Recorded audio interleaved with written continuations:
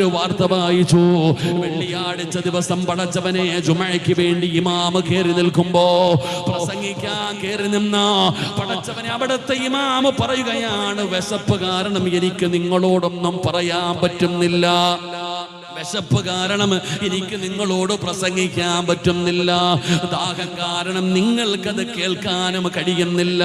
നമുക്ക് നമസ്കരിക്കാമെന്ന് പറഞ്ഞു പൊട്ടിക്കരഞ്ഞുകൊണ്ട് നമസ്കരിക്കുന്ന വാർത്തകളാണ്.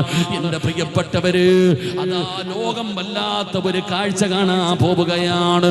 പടച്ചവനെ, പിഞ്ചു കുഞ്ഞുങ്ങൾ വീണ് മരിച്ചു പോകുന്ന ഒരവസ്ഥ, പിഞ്ചു കുട്ടികൾ വീണ് മരിച്ചു പോവുകയാണ്. പടച്ചവനെ, ഓരോ കുഞ്ഞുങ്ങളുടെ രൂപം കാണുമ്പോ ഫേസ്ബുക്കിലും പടച്ചവനെ മൊബൈലുകളിലേക്ക് അതാ ഫലസ്തീന ജനതയിലെ പിഞ്ചുമക്കളുടെ എല്ലും തോലുമുള്ള ശരീരം കാണുമ്പോ വല്ലാത്ത സങ്കടം തോന്നുകയാണ്.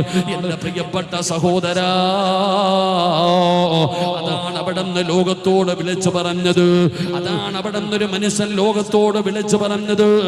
ഏതാ പട്ടിണി മരണമാണ് ലോകം കാണാൻ പോകുന്നത്. ഇനി പട്ടിണി മരണം ലോകം ഇന്ന് വരെ കാണാത്ത പട്ടിണി മരണമാണ് ഗാസയിൽ ഇനി ലോകം കാണാൻ പോകുന്നതെന്ന് വിളിച്ചു പറയുമ്പോ അതാ ഉബൈദ എന്ന് പറയുന്ന മനുഷ്യൻ വിളിച്ചു പറയുകയാണ്, അല്ലാഹു ഒരിക്കലും നിങ്ങളെ കൈവിടൂല. അവിടെ മനുഷ്യൻ പറയുകയാണ്, ഈ ജനതയുടെ ഈ പ്രതിസന്ധിയിൽ തിരിഞ്ഞു നോക്കാത്ത ഒറ്റ മുസ്ലിമിനെയും അല്ലാഹു നിങ്ങളെ വെറുതെ വിടൂല. പടച്ചവൻ നിങ്ങളെ പിടിച്ചു നിർത്തും. പ്രിയപ്പെട്ട സഹോദരങ്ങൾ,